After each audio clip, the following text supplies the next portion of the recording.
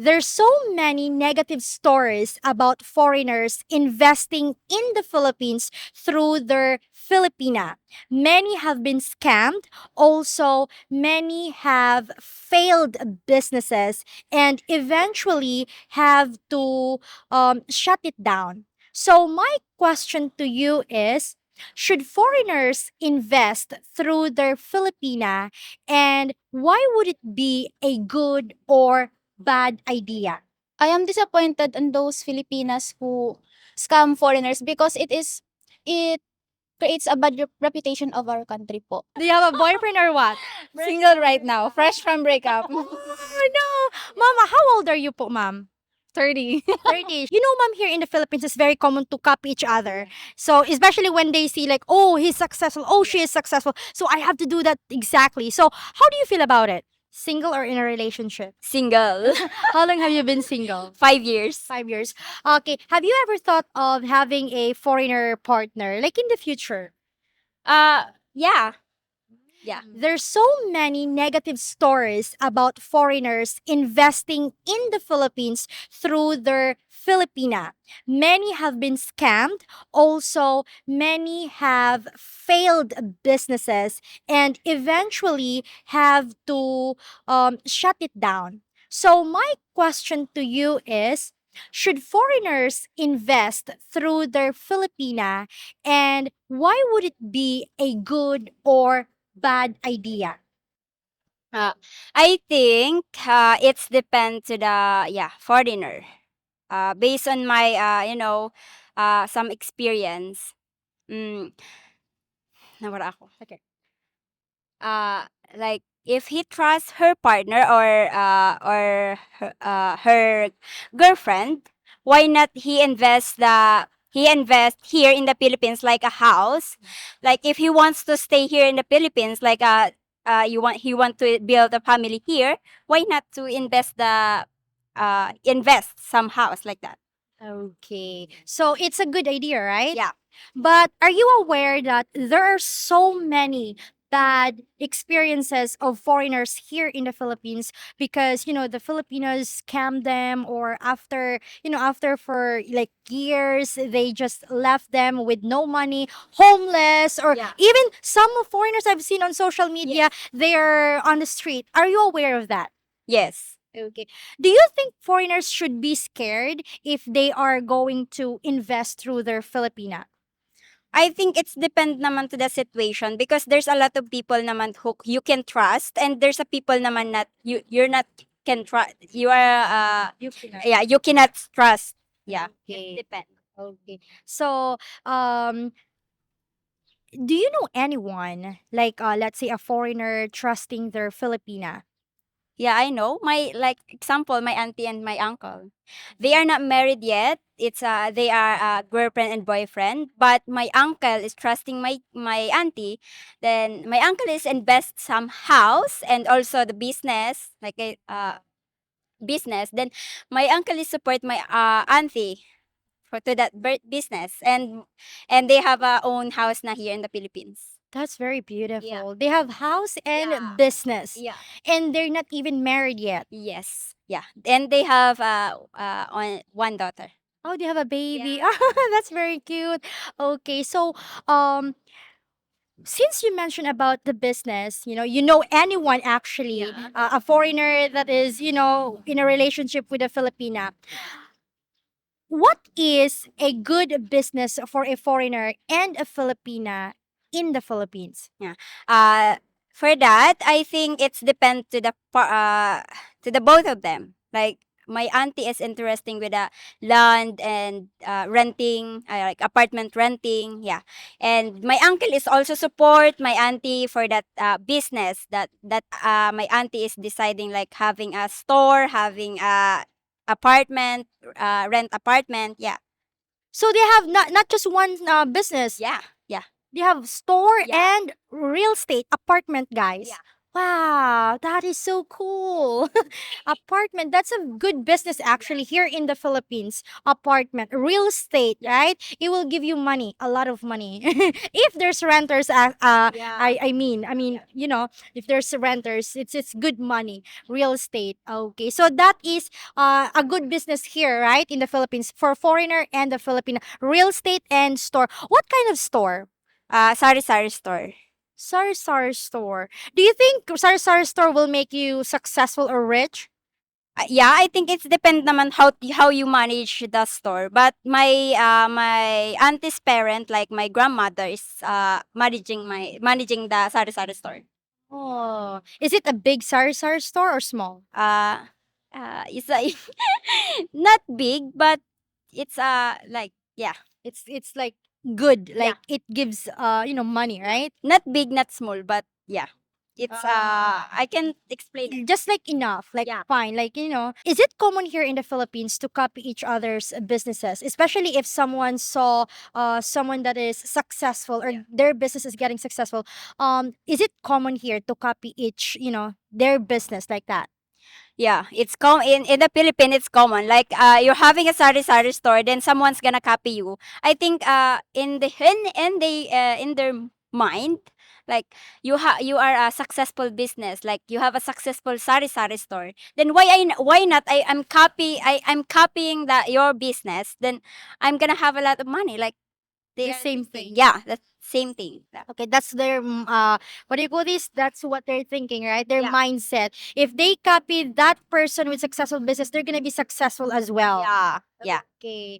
What if that person have the business very close to it? Yeah. Let's say you have a very successful business and then I'm going to have the same business with you and then I'm going to put that business next to your business. What how do you feel about that? I think it's bad. Yeah, it's bad because there's a like, Competition. yeah, competition, how you manage your how can you make the more yeah, more customer like that to your store. Yeah.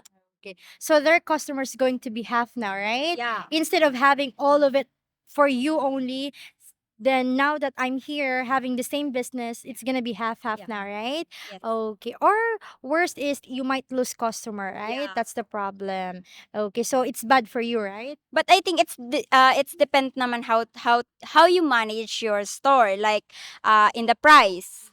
Yeah. Because our customer naman is seeing like a product that they afford to buy like that. So if your products are cheaper than the other business, Yeah. then people or your customers will still choose you. Yes. Should foreigners invest through their Filipina and why would it be a good or bad idea? Let's start with you po, ma'am. Okay, how about ma'am here? Oh my god. Should foreigners invest through their Filipina? It depends. But, um, Filipina kasi there's so many qualities na ano, sabihin ko, yeah, it depends sa understanding and yeah, that's it. It depends. How about you, ma'am? Should foreigners invest through their Filipina? For me, as a Filipina, yes. Yes. I believe may mga Filipina na yung mga kaya silang pagkatiwalaan in terms of business and and another things that mas magiging okay ang relationship ng dalawa. Okay. So mom says that yeah, there are some Filipinas that are trustworthy that like foreigners can trust them when it comes to business or anything. Okay. But you, mom, are you aware that there are so many foreigners that are scammed here in the Philippines, especially online, like from Rafi Tulfo, like that? What is your opinion about that po, ma'am? Actually, I'm not aware. Yeah, I'm not aware. Hindi ako tumitingin ng Raffy Tool. Oh, she's not watching Rafi Tulfo. Raffy Tulfos. I've seen on Facebook there is a foreigner selling empanada, I believe. Yes, you saw that, ma'am? Yeah. You know, if you're not sure about the relationship, then don't Invest. don't invest. Okay. Maybe you should try knowing the Filipina. Filipina and the foreigners also. Mom, how can the foreigner avoid these types of Filipinas? I think you should know each other more before going to that decision. In your opinion po, what is a good business for a foreigner and a Filipina? For me, the best business siguro yung farm Farm here in the Philippines. here in the Philippines. Okay, what are they going to do here to do with the farm? Kasi 'di ba, yung mga Filipina more on farm talaga sila, 'di ba? Siguro magtutulungan na lang sila on how to, mapalago yung business na yon, and para mas and another business also, yung sinasabi na real estate, maganda din talaga yun. Mas ano, especially sa mga foreigners na forte nila yun. Okay. Real estate and then farm. When you mention about farm, are you trying to say that the foreigner in the Filipina, they're going to plant like vegetables, like rice or, like those? Yes, and also yung mga farm na may animals, yung mga yeah. Real estate. Yeah. Bea Alonso, yeah, it's a beautiful farm. It has what do you call this? I think mango farm. Yeah, mango farm. Okay, so farm and then real estate. How about you po, ma'am? Real restaurant, Mm, mga food establishment. food establishment. Okay. Um, if someone has a successful business, someone will come along and copy the same idea, and most times the business is next or very close to it. So, how do you feel about it? You know, ma'am, here in the Philippines, it's very common to copy each other. So, especially when they see, like, oh, he's successful, oh, she is successful. So, I have to do that exactly. So, how do you feel about it? It's very easy to copy the idea, but it's not it's very hard to be in that same success. Yeah. I love that. Yeah. How can you say that, ma'am? That it's hard to, be this both successful. Because you never know what is the what do you call that? What is their plan, their game plan, and then their what do you call that, struggle with. That is why it seems very easy, but it's very hard. Okay, I see. So it's okay for you. Like, let's say your neighbor copied your business. It's fine for you, right? Yeah, it's okay. We are in a democratic country, right? Yeah. You can do that. You can do that. But it's never easy. Never easy. It's very common here in the Philippines, right, ma'am? Yes. Super. But it's okay. That's why we're Filipino. That makes us different. That's Filipino thing. How about you, ma'am? How do you feel about that? Of course, I feel sad din kasi 'di ba, hindi natin alam yung parang ano lang niya, yung pinaka-flavor baga Oh. ng yung pinaka-process kung paano sila naging successful, kung gano'n. Mahirap naman kasi 'pag gano'n. Pero siyempre Pinoy tayo, uso talaga Okay, yung so it's okay. It's okay. It's okay for you. But when it comes to like the flavor or how they make their business successful, it's gonna be different. So you're not like, okay, oh, they're not gonna do it like that. parang yung magkaiba yung pinanghuhugutan Okay, so kung paano sila naging successful. okay, so they're gonna have different like ways on how to become successful. Should foreigners invest through their Filipina, and why would it be a good or bad idea? I believe it is a bad idea po if they acted in bad faith because it is unconstitutional po. It is against the law, and that is why if they acted with fraud, they they are wait lang po. Okay, you mentioned about it's against the law. It's against the law to what? To deceive others po. If so the Filipina, if if she lets that foreigner invest in her so that the foreigner can acquire buildings, land in the Philippines. Mm, and the Filipina is not knowledgeable about the foreigners' fraudulent intentions. Therefore, it can be um enforced in court po. So I believe that it is good if the foreigner invests in the Filipino because of love and good intentions po. Okay. How about if the Filipina is a scammer that she just wants the money of the foreigner and then the properties of the foreigner, like the investment. Do you think it's a good or how about like this? How would the foreigner know if the Filipina is trustworthy or someone that, he can trust for his investments here in the Philippines?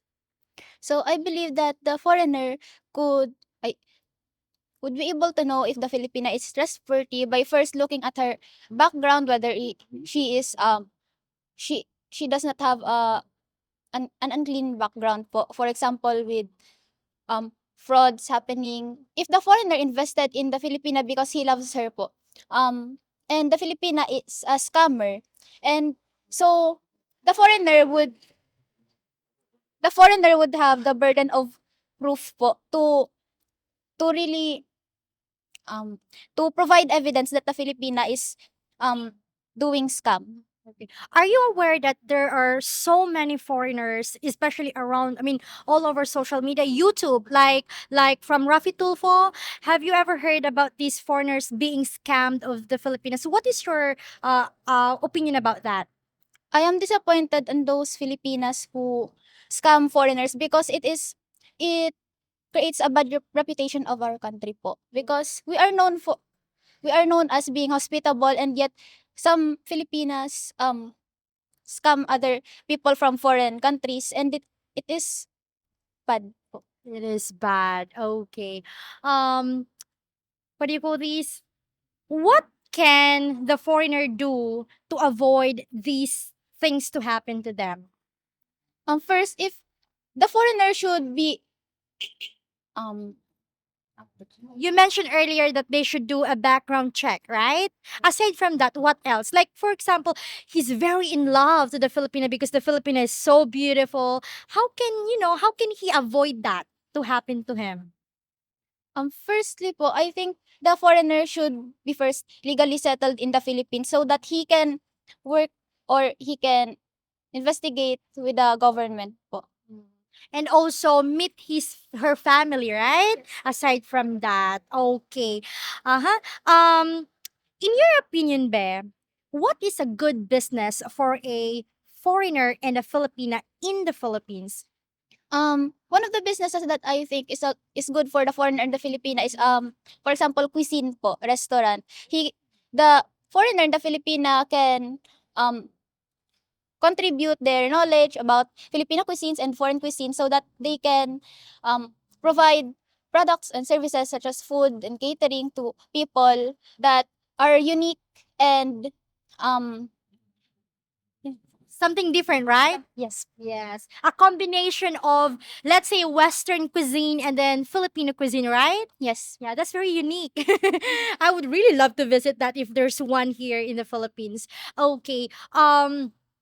If someone has a successful business, okay, someone will come along and copy the same, the exact idea, and most times have the business very close to it. How do you feel about that? Here in the Philippines, it's very common to copy each other's businesses, especially when they see someone very successful. So, what is your opinion about it, or how do you feel about that? I think um those food products maybe they can be patented po so that they cannot be used by those third parties who are not related to and are not permitted by the owner po, by the real owner. How about, let's say, store, or let's say this is very common, sari-sari store, right? But I'm not saying sari-sari store is something that you can be successful of. But let's say, um, you open a sari-sari store, right? And then I was like, wow, she's very successful. Like she has so many customers. And then after 1 week, I opened a sari-sari store next to your store. What is your opinion about that? I think it's good po if their intention is not really bad, because sari-sari stores, although they, because of the term sari-sari po, so they have a variety of products. Maybe the other store could provide other products that are not available in the other store, so that customers, even though they are just in a single location, they can choose between two stores. And syempre po, sorry po, ang Tagalog. In businesses, it is unavoidable to have competitors po, and that is why those businesses should have a good benchmarking of their products and their stores po. So they shouldn't worry, right? Yes po. As long as they know that they have a good reputation and they know how to cater to their customers' needs po, and that is all. Oh, that's very. You know, your answers are really, really good. I'm very. What do you call this? I'm very amazed. What's your course, be? I am from Bachelor of Science in Accountancy po. Accountancy. And what year are you now? First year po. First year college. Wow. You are from PSU, right? PSU is a good university here in Goa. You're still studying, right? Yes. May we know what's your course? IT. IT. And what year are you now? Second year. Single or in a relationship? Single. How long have you been single? 5 years. 5 years.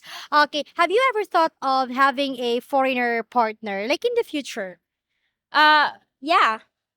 Yeah. I'm just very curious, ma'am. Ma'am, are you single or in a relationship? Do you have a boyfriend or what? Single right now, fresh from breakup. Oh, no. Mama, how old are you po, ma'am? 30. 30. She doesn't look 30. And you, ma'am, you have a boyfriend? Yes, I have a boyfriend. Mom, what That's is why your... I'm reading this. I'm gentle. Yeah, it says here, take what you need. Oh my god. Mom, may we know what's your job? It's okay. I'm a government employee. Government employee. And you're 30 years old, single. Have you ever thought of having a foreigner partner? Let's say in the future, who knows? I don't know. No kids, mom, right? No kids. Kids. Okay. You're still living with your parents? Yeah. Okay. That's very common too here in the Philippines. But mom has a, stable job. She is a government employee, which is good because, government employee pays a lot, I think. Yeah. Okay, just In my in my situation, I'm not having I'm not interesting about having a boyfriend here in the Philippines. But looking for a foreigner. Yeah. That's my goal. Okay. Yeah. Are you using a like dating sites like that? Yeah. Okay, what dating site are you using? I've been using Instagram. I've been using. Actually, I have messaging some foreigner. Right now? Yeah. I'm soon I'm been looking for a serious relationship, but not now. Not now because you're still studying, right? Yeah. I see. Well, anyway, thank you so much for having this interview with us, Miss Salamat. Thank you po.